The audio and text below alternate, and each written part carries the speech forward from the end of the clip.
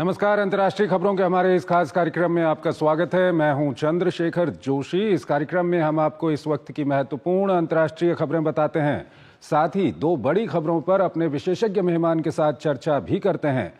आज हम इजराइल द्वारा हुती विद्रोहियों पर हमले और बांग्लादेश में भ्रष्टाचार को विरोधियों के खिलाफ हथियार बनाने के मामले पर चर्चा करेंगे। लेकिन आइए सबसे पहले आपको दिखाते हैं इस वक्त की अंतर्राष्ट्रीय हेडलाइंस। जर्मनी में समय से पहले चुनाव की घोषणा, राष्ट्रपति ने की संसद भंग। चांसलर ओलाफ शोल्ज की गठबंधन सरकार के विश्वास मत हारने के बाद हुआ फैसला।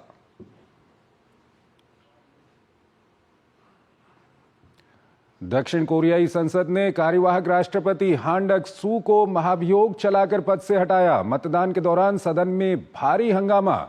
वित्त मंत्री चोई सांग मोक को मिली कार्यवाहक राष्ट्रपति की जिम्मेदारी।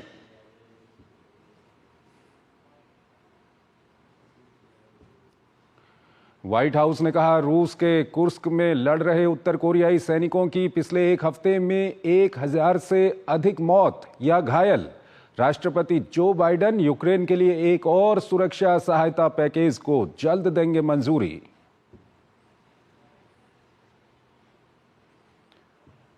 कजाकिस्तान विमान हादसे पर नया खुलासा। अजरबैजान एयरलाइंस का दावा, कहा भारी भौतिक और तकनीकी हस्तक्षेप की वजह से हुआ हादसा।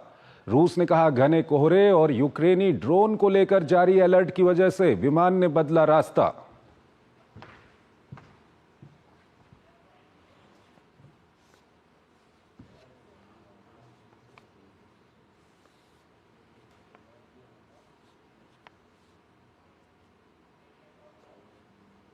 और आइए सबसे पहले आपको लिए चलते हैं पश्चिम एशिया की ओर। हमास और हिजबुल्लाह के बाद अब इजराइल ने यमन के हुथियों को भी सबक सिखाना शुरू कर दिया है। इजराइल ने यमन की राजधानी सना में कई सैन्य महत्व के ठिकानों पर हमले किए हैं।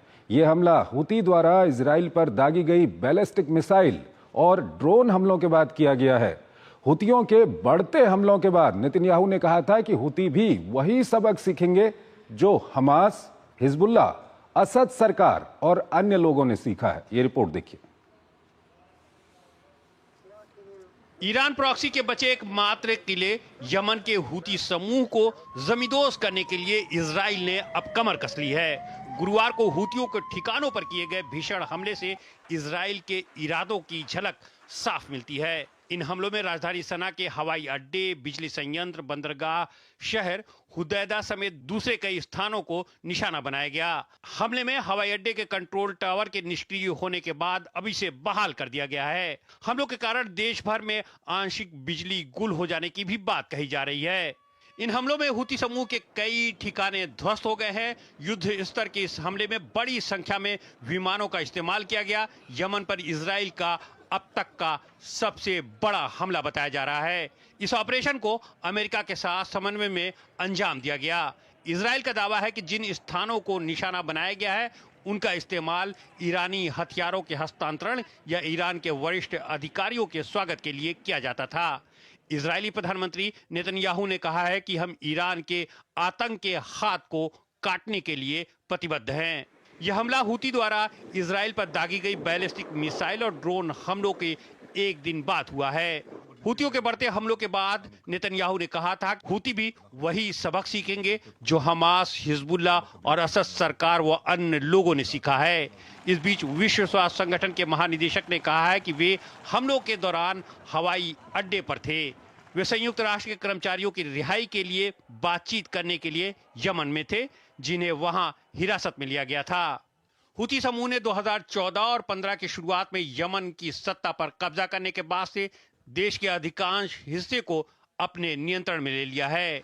इजराइल हमास संघर्ष के बाद वे क्षेत्र में सैन्य रूप से अधिक सक्रिय हो गए हैं। यमन से काफी दूर इजराइल पर लगातार मिसाइलें दाग रहे हैं। इसके अलावा हुती लाल सागर में कमर्शियल जहाजों को भी निशाना बना रहे हैं। उनका कहना है कि इन हमलों का मकसद गाजा में चल रहे संघर्ष में फिलिस्तीनियों का समर्थन करना है। हमलों के जवाब में अमेरिका और उसके सहयोगी यमन में महत्वपूर्ण ठिकानों को निशाना बनाते रहे हैं।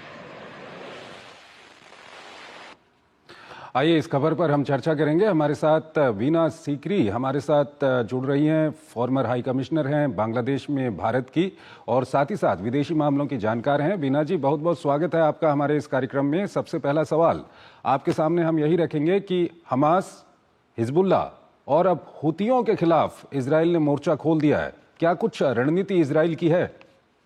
बिल्कुल, ये कहा जाता है कि ये तीनों जो हैं संस्थाएं टेररिस्ट ऑर्गेनाइजेशंस हैं तीनों, हुती, हिजबुल्लाह और हमास, और इनको ईरान की तरफ से सहायता बहुत मिलती है। और ये देखा जाए तो एक तरफ से ईरान और इजराइल के बीच में ये बड़ा संघर्ष चल रहा है। और हुतियों ने, जैसे आपने बताया है कि लाल सागर में उन्होंने काफ़ी इंटरनेशनल शिप्स के ऊपर उन्होंने हमला किया है और काफ़ी नुकसान हुआ है, और इस वजह से काफ़ी देश परेशान हैं। अमेरिका की तरफ से भी पहले इस यमन पे अटैक्स होते रहे। तो अब जो है हिजबुल्लाह और हुती इजराइल हमास के लड़ाई में जुड़ गया है। हिजबुल्लाह तो बहुत ज़्यादा हुआ है, उनके साथ अब किसी तरीके से समझौता भी हुआ है, लेकिन हुती जो है वो अपने अटैक कर रहे हैं इजराइल के एयरपोर्ट पे, बेन गुरियन एयरपोर्ट के तेल अवीव में। और इजराइल की तरफ से कल परसों से बहुत ही सीरियस अटैक्स इंफ्रास्ट्रक्चर पे जो यमन में है, हुतियों के कब्जे में जो इंफ्रास्ट्रक्चर है उन पे है। इसमें इट इज़ बहुत ही चिंताजनक स्थिति है, क्योंकि widening of the conflict in middle east इसके बहुत आसार लग रहे हैं। लेकिन इस वक्त ईरान जरा चुप्पी में है, दे आर क्वाइट, उन पे बल्कि उनकी स्थिति भी काफ़ी गंभीर है, क्योंकि जो उनके तीन ऑर्गेनाइजेशंस थे, हुती, हिजबुल्लाह, हमास, तीनों काफ़ी अटैक में आ गए हैं। और वो क्या करेंगे इसमें कोई अभी तक पता नहीं चल रहा है, लेकिन ज़रूर उम्मीद ये है कि ये सब अटैक्स जो हैं ये बंद हो जाएं और मिडिल ईस्ट में हमास और इजराइल के बीच भी समझौता हो जाए, जो हॉस्टेजेस हैं वो रिलीज़ हो जाएं, और जो स्थिति है वो सामान्य हो जाए। और इसके साथ साथ पैलेस्टीनियन का जो स्टेट है, जो टू स्टेट सोल्यूशन कहा जाता है मिडिल ईस्ट में, ये भी एक्चुअलाइज हो जाए, एक्चुअली इसमें भी समझौता हो जाए और पैलेस्टीन को अपना state within agreed boundaries मिल जाए। तो ये तो हमारी उम्मीद है, ये तो अल्टीमेट ऑब्जेक्टिव है। लेकिन इस बीच जो ये अटैक्स हो रहे हैं, जो वायलेंस बढ़ रहा है, हुती के अटैक्स इजराइल पे, और इजराइल के बहुत ज़्यादा बड़ा हमला यमन पे, इंफ्रास्ट्रक्चर पे, उनके वेपन स्टोरेज पे, सारे उनके जो स्पॉट्स थे वहाँ पे, उन पे, इससे बहुत ही गंभीर स्थिति हो सकती है, क्योंकि मिडिल ईस्ट में, वेस्ट एशिया में ये कॉन्फ्लिक्ट जो है उसकी एक्सपेंशन के आसार ज़रूर हैं। वीना जी, अगर हम पश्चिम एशिया की बात करें तो वहाँ पर जिस तरह से इजराइल का संघर्ष चला, अभी हमास के साथ वहाँ पर संघर्ष चल रहा है, हिजबुल्लाह के साथ संघर्ष चला, वो अभी वहाँ पर संघर्ष विराम चल रहा है, अब हुथियों के साथ वहाँ पर संघर्ष चल रहा है, और कहीं ना कहीं ये प्रॉक्सी ऑर्गेनाइजेशन है ईरान इनको समर्थन देता है। पिछले दिनों हमने देखा कि ईरान और इजराइल भी आमने सामने आ गए थे कुछ मौक़ों पर, और अब ये जो हुथियों पर हमला है, इसके बाद आपको क्या लगता है, कहीं ये संघर्ष बढ़कर फिर ईरान और इजराइल के संघर्ष के रूप में तो नहीं आएगा? वैसे आ तो सकता है ज़रूर, और ईरान ने भी काफ़ी स्ट्रॉन्ग स्टेटमेंट्स दिए हैं, लेकिन इस वक्त ईरान की तरफ से कुछ ज़्यादा स्टेटमेंट्स नहीं आए। शायद उनका कंसर्न जो है कि उनके सारे तीनों ऑर्गेनाइजेशन जो सपोर्ट कर रहे थे, उनकी स्थिति अभी बहुत नाजुक हो गई है। हमास पहले से बहुत कमज़ोर है, हुतीज़ पे अटैक हो रहा है, हिजबुल्लाह के साथ संघर्ष विराम तो ज़रूर हुआ है, लेकिन ये कैसे प्ले आउट करता है वो भी देखा जाएगा दिनों में। और सीरिया में भी देखा है कि इजराइल ने अपने ट्रूप्स को आगे, वेपन्स को आगे ले लिए हैं सीरियन टेरिटरी पे। तो उम्मीद एक तरफ से थी कि पूरा सीज फायर हो, गाजा में हमास के साथ भी एग्रीमेंट हो, लेकिन दूसरी तरफ से वायलेंस बढ़ता ही जा रहा है। तो ईरान की तरफ से कोई अटैक वो प्लान कर रहे हैं, रिटेलिएशन प्लान कर रहे हैं, इसका डर, इसकी सोच, इसके ख्याल सबके मन में है कि वो क्या प्लान कर रहे हैं और उनके प्लान्स क्या है, वो क्या करना चाहेंगे अब इजराइल के खिलाफ। एक सवाल ये आता है कि पश्चिम एशिया में शांति हो, और शांति के लिए ज़रूरी है कि डिप्लोमेसी और डायलॉग वहाँ पर चले, हालांकि चल भी रहे हैं कुछ स्तर पर, लेकिन कोई ऐसा, अगर अब हिजबुल्लाह के साथ जो संघर्ष विराम हुआ है उसके अलावा अगर हम हमास की बात करें या हूथी की बात करें तो कोई ऐसा परिणाम निकलकर सामने नहीं आ रहा है। क्या कुछ इसके कारण है? जो हमास के साथ तो कई बार ऐसे कहा, बस हो ही रहा है। कई बार ऐसे खबरें आई हैं वहां से कि इजिप्ट में मीटिंग्स हो रही हैं और ये प्रपोजल है, वो अन्य किस्म के प्रपोजल बताए जा रहे हैं सीज फायर के लिए, एक्सचेंज ऑफ हॉस्टेजेस के लिए, इन सब चीज़ों में लेकिन ये जो न्यूज़ खबरें आती रही हैं उसमें कोई फाइनलिटी नहीं आई है, उनमें कोई फाइनल डिसीजन नहीं आया और हमेशा अंतिम मौके में जाके पीछे हट जाते हैं सब लोग और जो अटैक्स है वो कंटिन्यू हो रहे हैं और loss of life in Gaza वो भी कंटिन्यू हो रहा है। तो वाकई ये स्थिति किसी वक्त भी फ्लेयर अप हो सकती है। ये तो बहुत ही गंभीर स्थिति हो सकती है किसी वक्त भी। लेकिन हर बार जैसे आपने कहा, डिप्लोमेसी और डायलॉग की उम्मीद तो रखनी ही चाहिए और डिप्लोमेसी और डायलॉग पे जोर हमेशा ही रहना चाहिए। जैसे हमारे प्रधानमंत्री ने कहा था यूक्रेन और रशिया के बीच में, this is not era of war, ये लड़ाई का इरा नहीं है। ये किसी भी हालत में संघर्ष को कंटिन्यू नहीं करना चाहिए। ये बिल्कुल किसी की भी तरह से संघर्ष विराम होना ही चाहिए। लेकिन होते होते हमास के साथ बातें रह रही हैं, हिजबुल्लाह के साथ संघर्ष विराम हुआ है लेकिन नाजुक सा है। अब उम्मीद है कि ये लास्ट करेगा लेकिन उसमें कुछ पता नहीं है। अब ये हूथी की तरफ से शुरू हो गया है कि उन्होंने वीना जी यहीं पर एक अंतिम सवाल आपसे मैं करना चाहूंगा, क्योंकि आपने जिक्र किया भारत वो देश है जिसने डायलॉग और डिप्लोमेसी की बात की, प्रधानमंत्री मोदी ने की, लेकिन हम देख रहे हैं कि भारत के अलावा अगर अन्य बड़े देशों को हम देखें तो इंटरनेशनल कम्युनिटी ज़्यादा उसका प्रेशर है नहीं डायलॉग और डिप्लोमेसी और पीस पर। वहां पर क्या कुछ आप कहेंगे? प्रेसिडेंट डोनाल्ड ट्रंप ने जरूर कहा है, 20 जनवरी को उनका इनॉग्रेशन है, उनके सेकंड टर्म का इनॉग्रेशन है। उन्होंने जरूर कहा है कि इजराइल हमास के झगड़े के मामले में और यूक्रेन रशिया में भी ये उनके लिए बहुत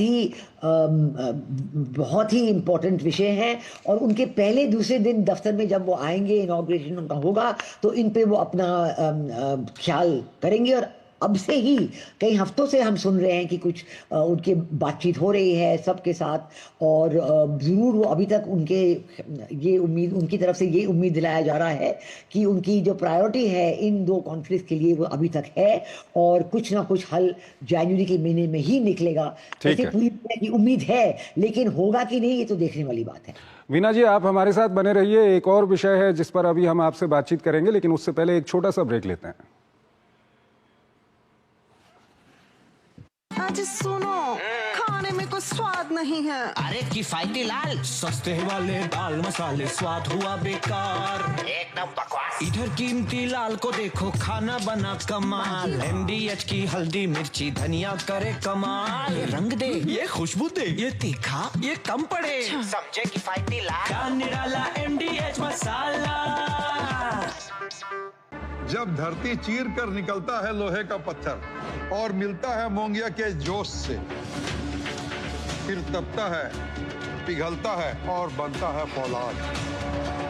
अब होता है सरिया सारी खूबियों के साथ। मोंगिया स्टील, मजबूत देश का मजबूत सरिया।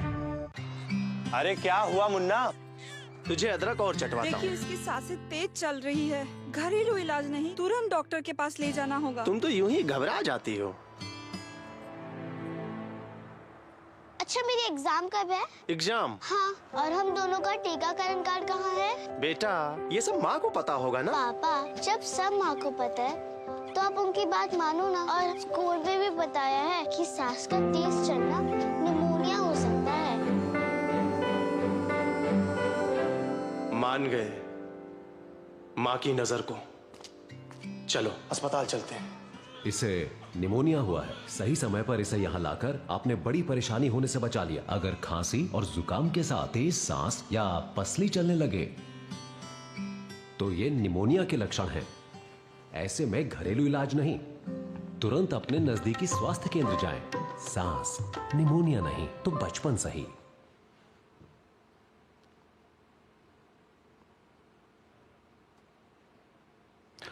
स्वागत है आपका ब्रेक के बाद और आइए अब बात करते हैं बांग्लादेश की। बांग्लादेश में शेख हसीना के शासन के अंत और अंतरिम सरकार के गठन के बाद अब देश में विपक्ष को कमजोर करने की बड़ी साजिश हो रही है। इसका एक उदाहरण रूपपुर परमाणु ऊर्जा परियोजना से जुड़े कथित भ्रष्टाचार में हसीना परिवार के नाम को लाना है। वहीं इन मामलों में रूसी और ब्रिटिश व्यक्तियों को भी निशाना बनाया जा रहा है। ये रिपोर्ट देखिए।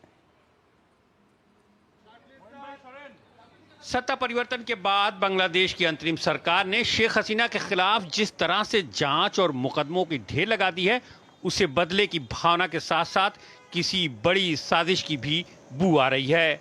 हाल में जिस तरह से उन्हें और उनके परिवार को रूपपुर परमाणु ऊर्जा परियोजना से जुड़े कथित भ्रष्टाचार में घसीटने की कोशिश हुई और फिर रूस का शेख हसीना के पक्ष में डट जाना, ये साफ करता है कि यूनुस प्रशासन किसी और के इशारे पर कहीं और निशाना साध रहा है। रूस की परमाणु ऊर्जा एजेंसी रोसाटॉम ने कहा है कि बांग्लादेश भ्रष्टाचार निरोधक आयोग द्वारा रूपपुर परमाणु ऊर्जा परियोजना को लेकर $5 अरब के कथित भ्रष्टाचार के आरोप इस परियोजना को कलंकित करने का प्रयास है। रोसाटॉम ने कहा कि करीब $12.65 अरब की परियोजना पूरी तरह से पारदर्शी है और वो अदालत में इस मामले का बचाव करने के लिए तैयार हैं। दरअसल भ्रष्टाचार निरोधक आयोग ने अपनी प्रारंभिक जांच में निर्माणाधीन परियोजना में लगभग $5 अरब की अनियमितता होने का दावा किया था। आयोग ने शेख हसीना, बेटे सजीब वाजेद और भांजी और ब्रिटेन के राजस्व मंत्री ट्यूलिप सिद्दीकी पर मलेशिया के अपतटीय बैंक खातों के जरिए $5 अरब के गबन का आरोप लगाया है। मामले के सामने आने के बाद ब्रिटेन के कैबिनेट कार्यालय की कमेटी ने ट्यूलिप सिद्दीकी से पूछताछ की। प्रधानमंत्री कीर स्टारमर ने इस संबंध में ट्यूलिप सिद्दीकी को पूर्ण समर्थन दिया। निर्माणाधीन ये परियोजना ढाका से 160 किलोमीटर दूर स्थित है। परियोजना को लेकर रूस और बांग्लादेश के बीच 2015 में समझौता हुआ। 17 में निर्माण कार्य शुरू हुआ। परियोजना की पहली इकाई के 2025 में पूरी होने की उम्मीद है। परियोजना के पूरी तरह से चालू हो जाने के बाद 2400 मेगावाट बिजली का उत्पादन होगा।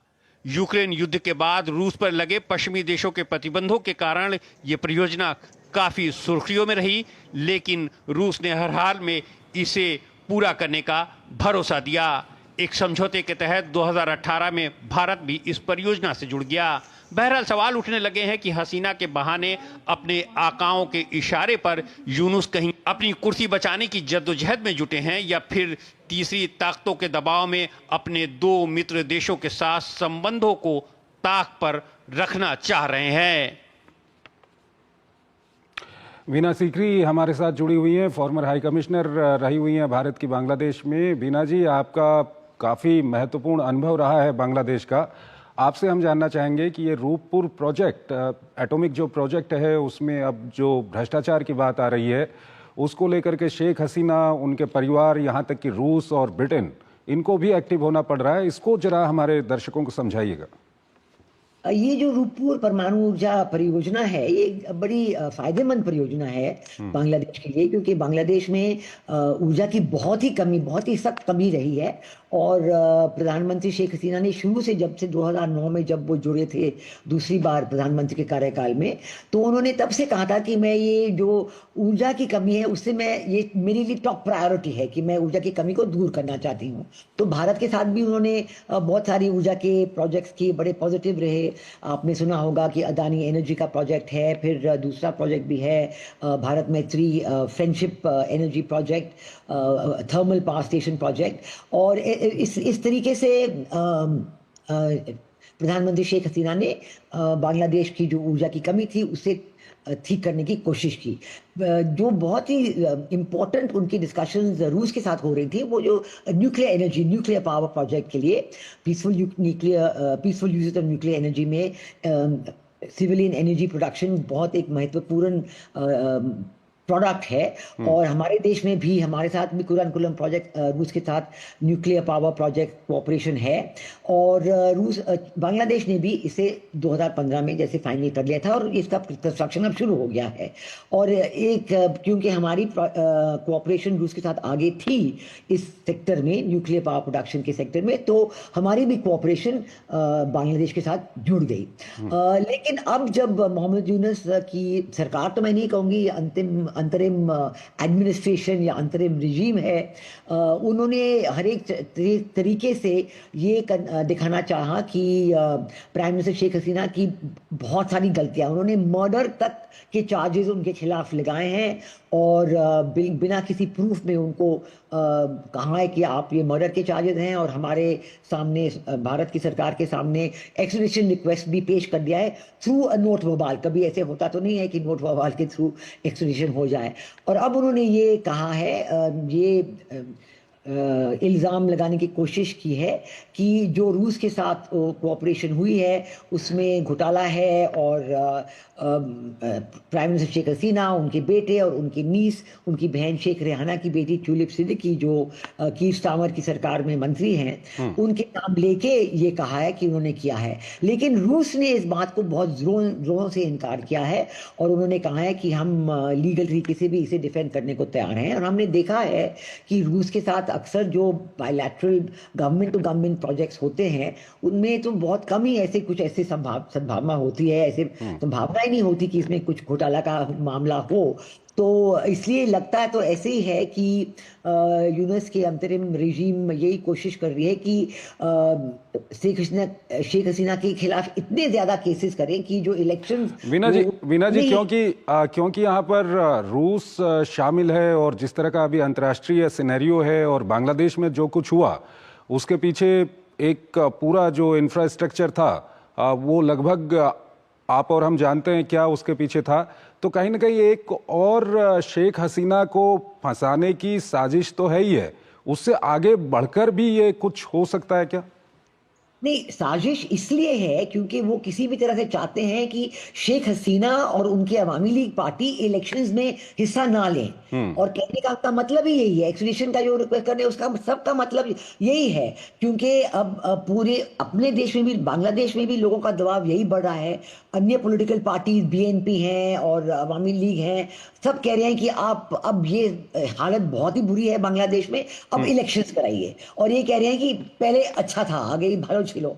तो ये जो बात है कि ये साजिश इसलिए की जा रही है कि शेख हसीना इतनी बदनाम हो, और उनके जो कोर्ट्स हैं, आप देखिए उनके जो कोर्ट्स भी हैं, जुडिशरी भी है, ये एक किस्म के बिल्कुल एक नई जुडिशरी उन्होंने बनाई है। क्योंकि पहले जो लीगली अपॉइंटेड जजेस थे उनको ज़बरदस्ती रिज़ाइन कराया गया, बिल्कुल घेराव करके, मोबोक्रेसी जैसे स्टूडेंट्स आ गए, उनको घेर लिया और कहा कि आप रेजिग्नेशन दे दीजिए, और उनके जगह में नए नए लोगों को ले आए। अंतरिम रिजीम का ये काम है ही नहीं, ना तो जुडिशरी को बदल सकते हैं, ना तो नए लोगों को ला सकते हैं। अब ये चाह रहे हैं कि इसी नई जुडिशरी के सामने ऐसे केसेस ले आए जिसमें शेख हसीना बहुत ही उनका नाम बदनाम हो जाए, उनको कहा जाए कि आप इलेक्शंस में हिस्सा नहीं ले रहे हैं, और इलेक्शन हों भी तो इनकी पार्टी को वोट्स ना मिले। ये सब साजिशें हैं, और मुझे तो लगता है कि ये साजिश तो बिल्कुल पूरी नहीं होगी, क्योंकि ये इतना उन्होंने अपना सबकी बदनामी ऐसे फैला रहे हैं कि कोई भी उन पर अब विश्वास नहीं कर रहा है। मुझे तो यही लग रहा है। बहुत बहुत आपका शुक्रिया वीना जी, आपने इन दोनों महत्वपूर्ण विषयों पर हमारे दर्शकों को तमाम जानकारियां हमारे दर्शकों के सामने रखी। बहुत बहुत आपका शुक्रिया। और यहाँ पर वक्त हो गया है कि हम आपको आज की महत्वपूर्ण अंतर्राष्ट्रीय खबरें बताएं। आपको हम आज की प्रमुख अंतर्राष्ट्रीय खबरों के साथ छोड़ के जाते हैं, और इसी के साथ आप हमारी टीम को इजाज़त दीजिए। नमस्कार। दक्षिण कोरिया के सांसदों ने 2 हफ्ते के भीतर दूसरे राष्ट्रपति को महाभियोग लगाकर हटा दिया है। राष्ट्रपति हान डुक सू को यून सुक योल के हटने के बाद कार्यवाहक राष्ट्रपति बनाया गया था। हान डुक सू दक्षिण कोरिया के प्रधानमंत्री भी थे। मुख्य विपक्षी डेमोक्रेटिक पार्टी ने हान पर यून के फैसलों में शामिल होने और बाद में कार्यवाहक राष्ट्रपति के रूप में यून के खिलाफ जांच में बाधा डालने का आरोप लगाया है। अब हान की जगह वित्त मंत्री चोई सांग मूक कार्यवाहक राष्ट्रपति के रूप में पदभार संभालेंगे। गाजा में इजराइल का सैन्य अभियान लगातार जारी है। ताजा मामले में इजरायली सेना ने गाजा के कमाल अडवान अस्पताल में दबिश दी है। इजरायली सेना का कहना है कि यहां से हमास के आतंकी अपनी गतिविधियां चलाते हैं। वहीं हमास शासित गाजा के स्वास्थ्य मंत्रालय ने इजराइल पर मरीजों पर हमला करने का आरोप लगाया है। तो इजराइल का दावा है कि आम लोगों को अस्पताल से पहले ही हटाया जा चुका है। रूस और यूक्रेन के बीच युद्ध पहले की तरह जारी है। ताज़ा हमलों में रूस ने दावा किया है कि उसने यूक्रेन के चासिवेयार, जापोरेस और निकोपोल शहरों पर हमला किया है और पूर्वी यूक्रेन में हिहान गांव पर कब्जा कर लिया है। वहीं यूक्रेन ने दावा किया है कि रूस के रोस्तोव क्षेत्र में उसकी एयरफोर्स ने रूसी सैन्य ढांचे पर हमला किया है और रात भर में 20 रूसी ड्रोन को मार गिराया है। जर्मनी के राष्ट्रपति फ्रैंक वॉल्टर स्टीनमेयर ने शुक्रवार को चांसलर ओलाफ शोल्ज के गठबंधन शासन के पतन के मद्देनजर संसद को भंग करने और 23 फरवरी को नए चुनाव कराने का आदेश दिया। ओलाफ शोल्ज ने 16 दिसंबर को विश्वास मत खो दिया था। 6 नवंबर को गठबंधन के टूटने के बाद अल्मत सरकार का नेतृत्व कर रहे हैं। उन्होंने जर्मनी की स्थिर अर्थव्यवस्था को पुनर्जीवित करने के तरीके पर विवाद के बीच वित्त मंत्री को बर्खास्त कर दिया था। भारत में ऑटो इंडस्ट्री को नई दिशा देने वाले ओसामो सुजुकी का 94 वर्ष की उम्र में निधन हो गया। जापान की सुजुकी मोटर कॉर्पोरेशन की ओर से दी गई जानकारी के अनुसार 25 दिसंबर को लिम्फोमा के कारण उनका निधन हो गया था। माली में पश्चिम अफ्रीका से स्पेन जा रही एक नाव के मोरक्को के पास पलट जाने से कम 59 लोगों की मौत हो गई है। माली के विदेश मंत्रालय ने बताया कि नाव में लगभग 80 लोग सवार थे। नाव पिछले सप्ताह पलट गई थी, लेकिन मंत्रालय ने गुरुवार को घटना की पुष्टि की है। कजाकिस्तान विमान हादसे में एक नया खुलासा हुआ है। दरअसल अजरबैजान एयरलाइंस की तरफ से जारी ताजा बयान में कहा गया है कि हादसा बाहरी भौतिक और तकनीकी हस्तक्षेप की वजह से हुआ। वहीं रूस ने भी अपने ऊपर लगे सभी आरोपों का खंडन करते हुए कहा कि घने कोहरे और यूक्रेनी ड्रोन को लेकर जारी अलर्ट की वजह से विमान ने रास्ता बदला था।